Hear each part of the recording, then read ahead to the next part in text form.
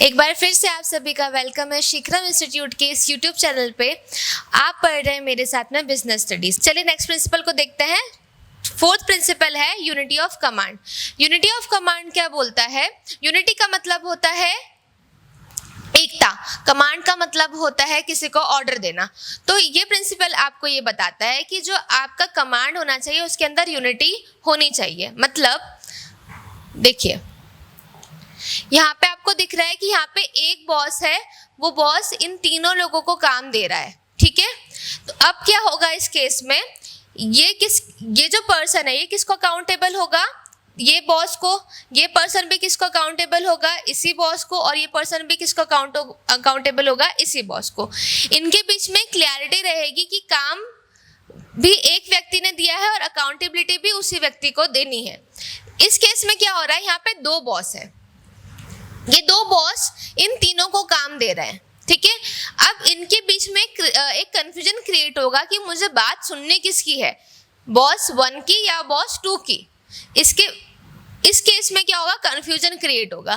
तो ये प्रिंसिपल ये बोलता है कि एक आपका बॉस होना चाहिए और एक उसका क्या होना चाहिए, सबऑर्डिनेट होना चाहिए, ठीक है। According to this principle, a subordinate should receive order from one superior only. इस प्रिंसिपल के अकॉर्डिंग इस प्रिंसिपल के अकॉर्डिंग जो कोई भी एम्प्लॉय है, कोई भी सबऑर्डिनेट है, उसके ऊपर क्या होना चाहिए, एक ही सुपीरियर होना चाहिए, एक ही बॉस होना चाहिए जिससे वो क्या ले, सारे ऑर्डर्स ले और उसी को सारे क्या करे, अकाउंटेबिलिटी दे। इसके पॉजिटिव इफेक्ट्स क्या होंगे? No confusion in mind of subordinate. Subordinate के माइंड में कोई कन्फ्यूजन नहीं होगा कि उनको किसकी बात सुननी है, कौन सा काम पहले करके देना है, कौन सा काम बाद में करके देना है। एक ही बॉस होगा तो वो जो काम देगा वो उसको करके देना है और जो टाइम फ्रेम में देने के बोलेगा उस टाइम फ्रेम में उसको देना पड़ेगा। Easy fixation of responsibility, easily responsibility fix हो जाती है। इससे क्या होता है, increase efficiency of both superior and the subordinate. Superior की भी इफिशिएंसी इंक्रीज होती है, उसका भी काम टाइम पे हो रहा है, और सबऑर्डिनेट का भी इफिशिएंसी इंक्रीज होगी क्योंकि उसको कोई कंफ्यूजन नहीं होगा, वो एक पर्टिकुलर टाइम पे एक ही काम करेगा और एक ही इंसान को क्या करेगा, रिपोर्ट करेगा।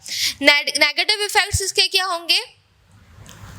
Increase in jealousy among the workers. अगर दो बॉस हो गए और किसी एक की बात सुनी, किसी एक की बात नहीं सुनी, तो क्या होगा, हो सकता है कि मैनेजर्स के बीच में आपस में जेलेसी आ जाए। इसके अलावा प्रोडक्टिविटी